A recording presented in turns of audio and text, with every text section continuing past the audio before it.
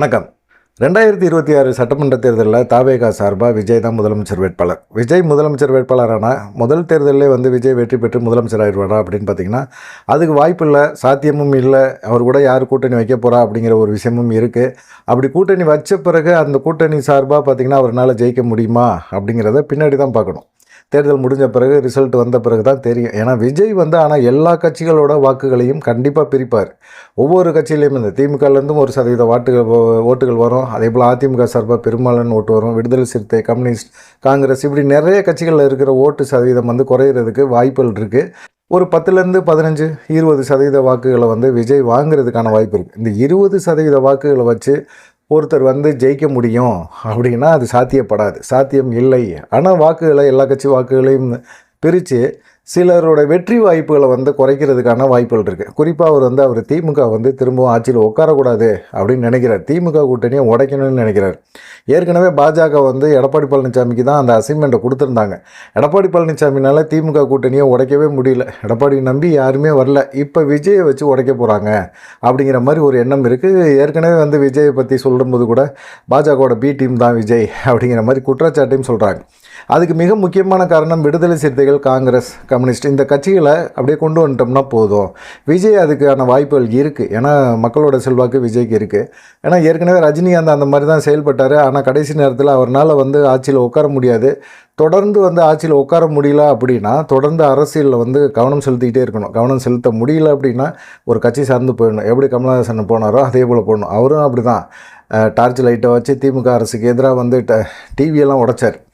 கடைசியில் திமுகவோட எம்பி சீட்டு வாங்கிட்டு இப்போ உட்காந்துருக்க வேண்டியதாக இருக்குது. ஏன்னா தொடர்ந்து அரசியல் கட்சி நடத்துறதுங்கிறது மிகப்பெரிய ஒரு சவால். அரசியலே இருக்கிறவங்க, அரசியலே பயணம் பண்ணுறவங்க, அரசியலாகவே வாழ்க்கையாக வச்சுருக்கிறவங்கனால தான் அரசியல் கட்சியை வழி நடத்த முடியும் அப்படிங்கிறது தெளிவாக தெரியுது. ஒருவேளை கமலஹாசன் போலையோ இல்லை ரஜினிகாந்த் போலையோ விஜய் ஆயிடுவாரோ அப்படிங்கிற ஒரு எண்ணம், பயம் எல்லாத்துக்குமே இருக்குது. அது விஜய் கட்சி சார்ந்தவங்களுக்கு எல்லாத்துக்குமே இருக்குது. இப்போ விஜயோட ஒரே ஒரு நோக்கம் என்ன அப்படின்னா, அவர் திமுக கூட கூட்டணி இல்லை, பாஜக கூட கூட்டணி இல்லை அப்படின்னு சொல்கிறாரு. அதிமுக பற்றி எந்த விமர்சனம் பண்ணல. அதிமுகவை அவர் ஒரு கட்சியாகவே எடுத்துக்கல. அவருக்கு போட்டியான ஒரு கட்சிகளில் இருக்குல்ல, அதில் திமுக பாஜகவை எடுத்துக்கிறாரே தவிர மற்றபடி அதிமுகவை போட்டியில் கூட எடுத்துக்கல. அவர் அந்த லிஸ்ட்லேயே இல்லை அப்படிங்கிற மாதிரி தான் விஜய் தரப்பில் சொல்கிறாங்க. ஆனால் அதிமுக தரப்பில் என்ன சொல்கிறாங்க அப்படின்னா, தொடர்ந்து நம்மளை விமர்சனம் பண்ணலை, நம்ம கூட பாஜக கூட்டணி இருக்கிறனால தான் பாஜகவோட அவங்க கூட்டணி வைக்க மாட்டேன்னு சொல்லிட்டு இருக்காங்க. ஒருவேளை பாஜக நம்மளோட கலந்து போயிட்டாங்க அப்படின்னா கண்டிப்பாக விஜய் நம்மளோட கூட்டணி வைக்கிறதுக்கு வாய்ப்புகள் இருக்குது அப்படிங்கிற மாதிரி அவங்க நினைக்கிறாங்க. ஆனால் விஜயோட எண்ணம், குறிக்கோள் எல்லாமே பார்த்திங்கன்னா தொடர்ந்து வெற்றி பெறதுக்கு, திமுக தொடர்ந்து வெற்றி பெறதுக்கு மிக முக்கியமான காரணம் கூட்டணி பலம்தான். அந்த கூட்டணியை உடச்சிட்டோம்னா திமுக வெற்றி பெறதுக்கு வாய்ப்பே கிடையாது அப்படின்னு நினைக்கிறாங்க. ஏற்கனவே அங்கே அதிருப்தி ஜாஸ்தி இருக்குது. விடுதலை சிறுத்தைகள் கட்சிக்கு அதிருப்தி இருக்குது, காங்கிரஸுக்கும் அதிருப்தி இருக்குது. அதே போல் பார்த்திங்கன்னா கம்யூனிஸ்டுகள் வெளிப்படையாகவே தங்களுடைய அதிருப்தியை சொல்லிக்கிட்டே இருக்கிறாங்க. இந்த மாதிரி சூழ்நிலையில் விடுதலை சிறுத்தைகள், காங்கிரஸ் இந்த கட்சிகளை எப்படியாவது திமுக கூட்டணியிலேருந்து கொண்டு வந்துடணும் அப்படிங்கிற ஒரு எண்ணம் மட்டுமே விஜய்க்கு கொடுக்கப்பட்ட அசைன்மெண்ட் அப்படின்னு நினைக்கிறாங்க. ஆனால் திருமாவளவன் என்ன சொல்கிறாரு அப்படின்னா, ஒரு நடிகரை நம்பி, அதுவும் புதுசாக கட்சி ஆரம்பிச்சிட நம்பி ஒரு 35 ஆண்டுகளும் அரசியலில் இருக்கிறேன்னா எப்படி அவருக்கு முதலமைச்சர் ஆகணுங்கிற எண்ணத்தோட அவரோட கூட்டணியில் நான் போவேன் அப்படின்னு நீங்கள் நினைக்கிறீங்க அப்படிங்கிற ஒரு கருத்தை சொல்கிறாரு. அதே சமயத்தில் திமுகவை விமர்சனம் பண்ணுறாரு. டீ பண்ணுக்காக உட்காந்து பேசி ஒரு சிங்கிள் டிஜிட்டில் தொகுதியை வாங்கிட்டு போயிடுவேன் அப்படின்னு நினைக்காதீங்க. எனக்கு கட்சி ரொம்ப மிக முக்கியம். என்னுடைய தொண்டர்களுடைய மதிப்பு உணர்வுகளை நான் மதிப்பு கொடுத்தே ஆகணும். அதனால எனக்கு கேட்குற தொகுதிகளை நீங்கள் கொடுக்கணும் அப்படிங்கிற மாதிரி ஒரு சைடும் பேசுகிறாரு. அதே போல் இந்திய கூட்டணியை உருவாக்குனதில் நானும் ஒருத்தன் அப்படிங்கிற மாதிரி தன்னையும் ஒரு வலுவான ஒரு தலைவராக காட்டிக்க முயற்சி பண்ணுறாரு. அதனால் திமுக கூட்டணி அதிக தொகுதிகளை தரணும், எங்களுக்கான தொகுதிகளை தரணும், நாங்கள் எங்கே வலுவாக இருக்கிறோமோ அந்த தொகுதியை கேட்போம், அதில் சீட்டு கொடுக்கணும் அப்படிங்கிற மாதிரி அவரும் சொல்கிறார். ஆனால் காங்கிரஸ் கட்சியும் திமுக கூட்டணியில் தொடர்ந்து பயணம் பண்ண முடியாது அப்படிங்கிற மாதிரி இருக்காங்க. ஆனால் இந்திய கூட்டணியில் காங்கிரஸுக்கு மிக முக்கியமான ஒரு பலமாக இருக்கிறது முதலமைச்சர் ஸ்டாலின் தான். அதனால் காங்கிரஸ் மேலிடத்தோட ராகுல் காந்தியோட ரொம்ப இணக்கமான ஒரு நட்பாக இருக்கக்கூடிய நபர் ஸ்டாலின். அதனால் அவரும் என்ன செய்கிறாரு, மேலிடத்தோடு பேசி அவங்கள தக்க வச்சுக்கிறதுக்கான வாய்ப்புகள் அதிகமாக இருக்குது. ஒருவேளை திமுக கூட்டணியிலேருந்து பாமக விடுதலை சிறுத்தைகள் வெளியேறுது அப்படின்னா பாமக கொண்டு வரலாம் அப்படின்னு யோசிக்கிறாங்க. முதலமைச்சர் யோசிக்கிறாரு. இல்லை திமுக கூட்டணியில் இருக்கவங்க கூட பேச்சுவார்த்தை நடத்துகிறாங்க. செல்வ பெருந்தகை கூட சமீபத்தில் ராமதாஸை போய் சந்தித்து பேச்சுவார்த்தையெல்லாம் நடத்திட்டு வந்திருக்கிறார். அப்படி நடத்திட்டு வந்த பிறகு கூட வந்து பார்த்திங்கன்னா விடுதலை சிறுத்தைகள் கொஞ்சம் அதிருப்தியாக தான் இருக்கிறாங்க.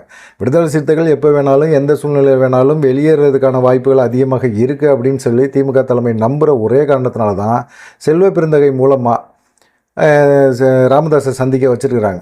அதே சமயத்தில் அங்கே வந்து பாமகவும் பார்த்திங்கன்னா சில்லாக உடஞ்சி போய் கிடக்குது. அப்பா மகன் பிரச்சனை ராமதாஸுக்கும் அன்புமணி ராமதாஸுக்குமே பஞ்சாயத்து ஓடிட்டுருக்கு.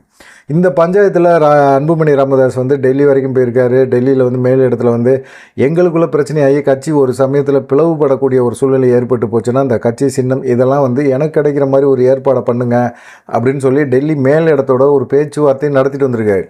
அப்படி பேச்சுவார்த்தை நடத்தும்போது கூட டெல்லி மேலிடம் அவருக்கு ஆதரவாக இருக்கும் அப்படிங்கிற மாதிரி ஒரு எண்ணத்தில் இருந்தாலும் அவங்க வந்து எப்போயுமே ஒரு சூழ்ச்சி பண்ணுவாங்கள்ல, ஒரு கொக்கி வைப்பாங்கள்ல, அதே போல் வச்சு விட்ருக்குறாங்க. என்ன சொல்லியிருக்காங்கன்னா அந்த சமுதாய மக்கள், வன்னிய சமுதாய மக்களும் சரி கட்சியும் சரி எல்லாமே பார்த்திங்கன்னா ராமதாஸுக்கு ஆதரவான ஒரு மனநிலையில் தான் இருக்கிறாங்க. நீங்கள் வந்து நிர்வாகிகள் மட்டும்தான் உங்களுக்கு ஆதரிக்கிறாங்க, மற்றபடி வந்து அவங்களோட சுமூகமாக போகிறதுக்கான ஏற்பாடுகளை பண்ணுங்க அப்படின்னு சொல்லி அன்புமணிக்கு ஒரு அட்வைஸை டெல்லி பாஜக மேலிடம் வந்து கொடுத்து அனுப்பிச்சிருக்கிறாங்க அப்படிங்கிற மாதிரி சொல்கிறாங்க. அன்புமணி எதிர்பார்த்து போனது ஒரு காலகட்டத்தில் ஒரு சூழ்நிலையில் ராமதாஸ் வேறு முடிவு எடுக்கிறாரு அப்படின்னா கண்டிப்பாக வந்து தனக்கு சாதகமாக ஒரு சூழ்நிலையை ஏற்படுத்தி கொடுங்கன்னு கேட்க தான் போனார். அதுக்கு எதிரான ஒரு பதில் அங்கேருந்து வருது. அதே போல் பார்த்திங்கன்னா இந்த சைடு ராமதாஸும் வந்து யாரையோ ஒருத்தர் இப்போ அருளில் வந்து எம்எல்ஏ வந்து ஒரு பதவி கொடுக்குறாரு அப்படின்னா அருள் எம்எல்ஏவை அன்புமணி நீக்கிறார். இவங்க 2 பேத்துக்குள்ளே இந்த பஞ்சாயத்து இருக்குது. அன்புமணினால் நீக்கிறதுக்கு எந்த அதிகாரமும் கிடையாது அப்படின்னு சொல்லி அருளை வச்சு பேச வைக்கிறாரு. ராமதாஸும் பேசுகிறாரு. இந்த சைடு எங்களுக்கு தான் உரிமை இருக்குன்னு எல்லாமே பேசுகிறாங்க. அன்புமணி தரப்பில் இருக்க எல்லாருமே பேசுகிறாங்க. ஆனால் ராமதாஸ் ஒரே ஒரு விஷயத்த மறந்துடுறாரு. முடிஞ்சால் அன்புமணியை கட்சியை விட்டு நிப்பாட்டுங்க. அப்படி ஒரு சூழ்நிலையை உருவாக்கலாம்ல. எல்லாத்தையும் கட்சியை விட்டு நிப்பாட்டுறீங்க, போகிறீங்க வரீங்க. ஒரே பிரச்சனையாக அன்புமணியை கட்சியை விட்டு நிப்பாட்டிட்டா அன்புமணியோட எந்த தொடர்பும் இல்லைன்னு சொல்லி நீங்கள் முடிச்சிருங்களேன். ஏன் முடிக்க மாட்டேறீங்க? அப்பா மகன் 2 பேத்துக்குள்ளேயுமே ஒரு சின்ன ஒரு ட்ராமாவை போட்டுக்கிட்டே கிடக்குறீங்க. நடுவில் ஜிகே மணியை மாட்டிக்கிட்டு அவர் மனுஷன் தாடி கீடியெல்லாம் வளர்த்துக்கிட்டு அவர் தனியாக ஒரு சைடு அழுதுகிட்டு புலம்பிக்கிட்டு 2 பேரும் உட்காந்து பேசினா தாங்க நல்லது நடக்கும், பாமக கட்சி என் கண்ணுக்கு நேராக வந்து செதஞ்சு போதுங்க அப்படிங்கிற மாதிரி அவர் புலம்பிட்டு கிடக்கிறார். இப்போ வந்து பாமக வந்து திருமாவளவன் விடுதலை சிறுத்தைகள் கட்சி திமுக கூட்டணியை விட்டு வெளியே போனால் எந்த பாமகவை திமுக கூட்டிகிட்டு வந்து வைக்கும்? ஒன்று அன்புமணி ராமதாஸை கூட்டணும், இல்லை அன்புமணி ராமதாஸ் திமுகவோட கூட்டணி வைக்கிறதுக்கான வாய்ப்பு ரொம்ப குறைவு. ஏன்னா அவர் சொல்கிறது திமுக தான் வந்து எங்களை உடச்சி விட்டுருக்கு, பாமக கட்சியை உடச்சி விட்டதே திமுக தான் அப்படிங்கிற மாதிரி அவர் சொல்கிறார். ஆனால் இது முழுக்க உடைச்சது யாருன்னு கேட்டிங்கன்னா எடப்பாடி பழனிசாமி டீம் தான் உள்ளே பூந்து உடச்சி அன்புமணிக்கும் ராமதாஸுக்கும் ஒரு கழகத்தை ஏற்படுத்தி விட்டாங்க. நாடாளுமன்ற தேர்தலில் வந்து ராமதாஸோட பேச்சுவார்த்தையெல்லாம் சிவி சண்முகம் முடிச்சிட்டார். ஆனால் கடைசி நேரத்தில் அன்புமணி பாஜகவோட கூட்டணி வச்சனால எப்படியாவது இந்த கூட்டணியை உடச்சே ஆகணும் அப்படிங்கிற மாதிரி அப்பா மகனை பிரிச்சே ஆகணும்னு எடப்பாடி பழனிசாமி ஒரு சூழ்ச்சியை பண்ணி பிரிச்சுட்டார். இது எடப்பாடி பழனிசாமிக்கு ஒரு கைவந்த கலை தானே. அப்புறமா பார்த்திங்கன்னா தேமுதிக இருக்குது. சரி, இந்த சைடு காங்கிரஸ் மேலிடத்தோடு பேசி முடிச்சுக்கலாம். காங்கிரஸ் வந்து திமுகவில் 2வது மிகப்பெரிய கட்சி அப்படிங்கும்போது காங்கிரஸோட நம்ம பேச்சுவார்த்தை நடத்திக்கலாம் அப்படிங்கிற ஒரு எண்ணத்தில் இருக்கார். காங்கிரஸ் வெளியே போனாலும் அதை தடுக்கிறதுக்கான வாய்ப்புகள் இருக்குது. ஆனால் பாமக தேமுதிக 2 கட்சிகளுமே வந்து இந்த சைடு பிடிக்கிறாங்க, இந்த சைடு பேச்சுவார்த்தை நடத்துகிறாங்க. நடத்திட்டு ஒரு நல்ல முடிவை திமுக கிடைக்கும். அதனால் திருமாவளவன் வெளியே போனாலும் திமுக பொறுத்த வரைக்கும் பெருசாக பிரச்சனை கிடையாது அப்படிங்கிற மாதிரி இருக்காங்க. ஆனால் ஒரு காங்கிரஸை வந்து நம்பிக்கிட்டே இருக்க முடியாது திமுக தலைமையுமே. ஏன்னு கேட்டிங்கன்னா ஒரு எல்லையில் ராகுல் காந்தி டக்குன்னு ஒரு முடிவு எடுத்து விஜயோட கூட்டணி வைக்கிறதுக்கும் வாய்ப்புகள் இருக்குது. ஏன்னா எல்லாருமே பார்த்திங்கன்னா மிஷினரி குரூப்பு. இவங்க டக்குன்னு வந்து என்ன செய்வார், விஜய்க்கு செல்வாக்கு இருக்குப்பா, நம்ம கேட்குற தொகுதியில் தரமாட்டேங்கிறார் ஸ்டாலினை, தொடர்ந்து நம்ம அவர் கூட போகிறனால நமக்கு மரியாதை இல்லாமல் இருக்குது, நம்ம வந்து ஏன் விஜய் கூட கூட்டணி வைக்கக்கூடாதுன்னு ஒரு எண்ணத்தில் டக்குன்னு விஜயோட கூட்டணி வைக்கிறது கூட வாய்ப்புகள் இருக்குது. இங்கேருந்து கீழ் மட்டத்திலேருந்து கொடுக்குற அழுத்தம் எல்லாத்தினாலையும் நான் மாறிட்டேன் அப்படிங்கிற மாதிரி ஸ்டாலினை வந்து இது பண்ணலாம், சமாதானப்படுத்தலாம் அப்படிங்கிற ஒரு எண்ணத்தில் கூட இவர் இருக்கலாம், ராகுல் காந்தி இருக்கலாம் அப்படிங்கிற மாதிரி எண்ணத்தில் இருக்கிறாங்க. ஆனால் விஜயோட நோக்கம் என்ன அப்படிங்கிற ஒரு எண்ணம் தான். இப்போ ஜெயலலிதா காலகட்டம் முடிஞ்சவுடனே அதிமுக ஒன்றுமே இல்லாமல் ஆயிடுச்சு. அதிமுக வந்து இனிமேல் வளர்கிறதுக்கான வாய்ப்பு இல்லை, இதோட சோழி முடிஞ்சிச்சு, அதிமுக சோழியும் முடிஞ்சிச்சு. திமுக சோழியை முடிக்கணும் அப்படின்னம்னா என்ன பண்ணணும்? இந்த சைடு அதிமுக சோழியை வந்து பாஜக முடிச்சிருச்சு, அவ்வளோதான். அதுக்கப்புறமா பார்த்தீங்கன்னா இங்கிட்டு விஜயை வச்சு திமுக சொல்லியே முடிக்கணும். ஸ்டாலினுக்கு அப்புறமா உதயநிதி எந்த சூழ்நிலையிலும் வளர்ச்சி அடைஞ்சு முதலமைச்சர் அப்படிங்கிற ஒரு செல்வாக்கில் கெத்தில் போய் உட்காரக்கூடாது. அதுக்கு விஜயை வச்சு ஒரு ஆப்படிச்சு விட்டணும். திராவிட கட்சிகளே இனிமேல் தமிழ்நாட்டில் அளவே முடியாத ஒரு சூழ்நிலையை கொண்டு வந்து வைக்கணும் அப்படின்னு சொல்லி தான் விஜய் கொடுக்கப்பட்ட அசைன்மெண்ட். அதன்படி தான் விஜய் வந்து செயல்படுறாரு. நீங்கள் வேணால் பாருங்களேன், தேர்தல் சமயத்தில் செலவுகள் போக்குவரத்து எல்லாமே பார்த்திங்கன்னா விஜய்க்கு பாஜக தான் செய்யும் அப்படிங்கிற மாதிரி ஒரு சூழ்நிலையை சொல்கிறாங்க. சரி, இவர் வந்து என்ன விஜய் வந்து 2026 மிகப்பெரிய ஒரு தாக்கத்தை ஏற்படுத்துவாரா அப்படின்னு பார்த்தீங்கன்னா, தாக்கம்லாம் ஏற்படுத்த முடியாது. 15லேருந்து ஒரு 20% வாக்குகளை வாங்கலாம். அப்புறமா அந்த வாக்குகளை வச்சு ஒரு தொகுதியோ 2 தொகுதியோ தான் வெற்றி பெற முடியும். பெருசாக வந்து விஜயகாந்த் எப்படி ஜெயித்தாரோ விஜயகாந்த் பாலிசியை தான் அப்படியே கடைப்பிடிக்கிறார் விஜயும் அப்படிங்கிற மாதிரி சொல்கிறாங்க. அதே போல் தான் ஒரு தொகுதி 2 தொகுதியை ஜெயிக்க முடியும். ஆனால் விஜயகாந்த் தொடர்ந்து அரசியலில் பயணம் செஞ்சார். இவர் ஒரு வேளை 2026 தேர்தலில் இவர் முதலமைச்சர் ஆகணும்னு கனவோடு இறங்கி செயல்பட்டு ஒருவேளை தோற்று போயிட்டார், ஒரு தொகுதி 2 தொகுதியில் மட்டும் ஜெயித்தார் அப்படின்னா அதை வச்சு அவர் அரசியல் பண்ணுவாரா? இல்லை தோல்வி எனக்கு சரியான ஒரு பாடத்தை கற்றுக் கொடுத்தது, எதுக்காக நம்ம சினிமாவிலேயே நடிக்கக்கூடாது, தொடர்ந்து சினிமாவிலேயே நடிப்போம் அப்படின்னு சொல்லி சினிமா சைடு போயிட்டார் அப்படின்னா அதுக்கப்புறம் கட்சி வேஸ்ட்டாக போயிடும். ஏன்னா இப்போ அவர் நினைக்கிற மாதிரி ஒரு 20-30 தொகுதிகளில் கூட ஜெயிச்சா கூட ஒரு எதிர்கட்சி அப்படிங்கிற ஒரு அந்தஸ்தில் உட்காரலாம். இவருடைய எண்ணம் ஃபுல்லாகவே பார்த்திங்கன்னா 2031 2036 இப்படி போனார்னா கூட ஓரளவுக்கு விஜய் வந்து அரசியல் கட்சியில் ஒரு பலப்படுத்திக்க முடியும். ஒரு காலகட்டத்தில் அவர் முதலமைச்சராக உட்கார கூட முடியும். ஏன்னா சிரஞ்சீவி அப்படி தான் செஞ்சார். அப்புறமா தோல்வி அடைஞ்ச பிறகு அவரால் வந்து அந்த தோல்வியையும் ஏற்றுக்க முடியல, அரசியலையும் கால் வைக்க முடியல, சினிமாவிலையும் விட்டுட்டு வந்துட்டு ஒன்றும் பண்ண முடியல, சினிமாவே நமக்கு போதும்பான்னு கட்சியை கலைச்சிட்டு அப்படியே போயிட்டார். அதுபோல் வந்து இப்போயும் வந்து விஜய்க்கு அந்த மாதிரி ஒரு சூழ்நிலை ஏற்பட்டுருமோ அப்படின்னு சொல்லி விஜய் ஆதரவாளர்கள்லாம் நினைக்கிறாங்க.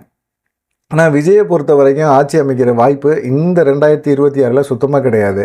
அதிமுக, திமுக, பாஜக, காங்கிரஸ், பாட்டாளி மக்கள் கட்சி, விடுதலை சிறுத்தைகள் கட்சி, கம்யூனிஸ்ட்டுகள் இப்படின்னு எல்லா வாக்குகள்லேருந்து கொஞ்சம் கொஞ்சம் வாக்குகளை பெறலாமே தவிர மற்றபடி அவரால் பெருசாக வந்து ஒரு ஆட்சி அமைக்கிற அளவுக்கு ஓட்டு வாங்க மாட்டார். ஆனால் ஆட்சி அமைக்கக்கூடிய ஒரு சூழ்நிலையில் உள்ள ஒரு கட்சியாக ஆட்சி அமைக்க முடியாமல் செய்ய முடியும் அப்படின்னு சொல்கிறாங்க. தொடர்ந்து சீமான் இப்போ வந்து நாம் தமிழர் கட்சியெல்லாம் தொடர்ந்து ஒரு தோல்வியை சந்திச்சுக்கிட்டே இருக்குது. ஆனால் அரசியலில் வந்து அவங்க எந்த தேர்தலையுமே வந்து அவங்க இப்போ நிராகரித்ததே இல்லை. இடைத்தேர்தலாக இருந்தாலும் சரி, எல்லா தேர்தலையுமே வந்து ஆட்சி அதிகாரத்தில் பயங்கரமாக இருந்தாலும் அவங்களையும் எதிர்த்து போட்டி போட்டுக்கிட்டே இருக்கிறாங்க. அதுபோல் விஜய்னால் செயல்பட முடியுமா அப்படிங்கிற ஒரு கொஸ்டினை வைக்கிறாங்க. விஜய்க்கு வந்து எவ்வளோ உறுதியாக இருக்க போகிறாரு, எவ்வளோ உறுதியாக செயல்பட போகிறாரு. ஏன்னா முதல் முறையாக தேர்தலை சந்திக்கிறாரு. எல்லா கட்சிகளும் பெரிய பெரிய கட்சிகள் எல்லாமே களப்பணியில் இறங்கி செயல்பட்டுருக்கு. விஜய் இன்னும் செயல்படவே இல்லை. அப்படிப்பட்ட ஒரு சூழ்நிலையில் விஜயை நம்பி எப்படி வந்து கூட்டணி கட்சிகள் வரும் அப்படிங்கிற ஒரு நம்பிக்கை விஜய் வச்சுருக்கிறாருன்னு தெரியல. ஏன்னா அதிருப்தி கட்சிகள் எல்லாமே வந்து விஜயோட வர்றதுக்கு வாய்ப்புகள் இருக்குது, கடைசி நேரத்தில் வர்றதுக்கு வாய்ப்புகள் இருக்குது. அப்படி வந்தாலும் கூட்டணி பலத்தோடு விஜய் ஜெயித்தாலும் ஜெயிச்சிருவார். இல்லை ஓட்டுகளை எல்லாத்தையும் பிரித்து ஆட்சி அமைக்கக்கூடிய அளவுக்கு வாய்ப்புள்ள திமுகவை ஆட்சி அமைக்க முடியாமல் செஞ்சு, இல்லை அப்படியே ஆட்சி அமைக்க முடிஞ்சாலும் தனி பெரும்பான்மையில் ஆட்சி அமைக்க முடியாமல் அவங்கள வந்து ஒரு தொங்கு அமைச்சரவையை உருவாக்கி விட்டு கூட்டணி கட்சிகளுக்கும் ஆட்சி அதிகாரத்தில் கொடுங்க அப்படின்னு சொல்லி உருவாக்குறதுக்கான வாய்ப்பை விஜய் உருவாக்குவார் அப்படிங்கிற மாதிரி சொல்கிறாங்க. என்னவோ நடக்குது. அரசியல் 2026 மிக சுறுசுறுப்பாக இருக்குது. பார்க்கலாம். அவர் அதிமுக விமர்சனம் பண்ணலை அப்படிங்கிறதுக்காக அதிமுகவுக்கு எப்பயுமே கேட்டை ஓப்பன் பண்ணி வச்சுருக்காரு அப்படின்னு நம்ப வேணாம். அதிமுக இறங்கி செயல்படுங்க. நீங்கள் செயல்பட்டால் உண்டு. ஒருங்கிணைந்த அதிமுக உருவாக்குங்க. அப்படி உங்களால் உருவாக்க முடியல அப்படின்னா 2026 உங்களுக்கான கதவை மூடிட்டாங்க, மக்கள் மூடிட்டாங்க அப்படின்னு நினச்சிக்கோங்க. ஏன்னா எடப்பாடி பழனிசாமி தொடர்ந்து ஒரு விஷயத்த சொல்லிக்கிட்டே இருக்கார். மக்கள் விரோத ஆட்சி திமுக. மக்கள் விரோத ஆட்சின்னா அவங்க வந்து ஓட்டு போடுவாங்க. ஓட்டு போடும்போது அவங்க மக்கள் எங்களுக்கு விரோதமாக செயல்பட்ட ஆட்சிப்பா திமுக, அதனால் நாங்கள் ஓட்டு போட மாட்டோம் அப்படின்னு சொல்லி அவங்க ஓட்டு போட மாட்டாங்க. மக்கள் விரோத ஆட்சின்னு சொல்ல வேண்டிய அவசியமே கிடையாது எடப்பாடி பழனிசாமி. அவர் தொடர்ந்து வந்து மக்கள் விரோத ஆட்சி நடத்துகிற திமுக வந்து மக்கள் வீட்டுக்கு அனுப்புன்னு நினைக்கிறாங்க. வீட்டுக்கு அனுப்புன்னு நினைக்கிறவங்க அவங்க ஓட்டு போடும்போது போட்டுருவாங்க. நீங்கள் வந்து இப்படியெல்லாம் சொல்லியெல்லாம் பிரச்சாரம் பண்ணி நீங்கள் என்ன பண்ணீங்க அப்படின்னு சொல்லி அவங்க திமுக வந்து அவங்க எதிராக வந்து ஒரு விஷயத்த பண்ணினாங்க அப்படின்னா கண்டிப்பாக உங்களுக்கான ஓட்டு கூட கிடைக்காம போயிடும். அதையும் பார்த்துக்கங்க அப்படின்னு சொல்லி விஜய் வந்து அரசியலில் யார் ஓட்டை பிரிக்க போகிறாரு அப்படிங்கிறத பொறுத்திருந்து பார்ப்போம். நன்றி, வணக்கம்.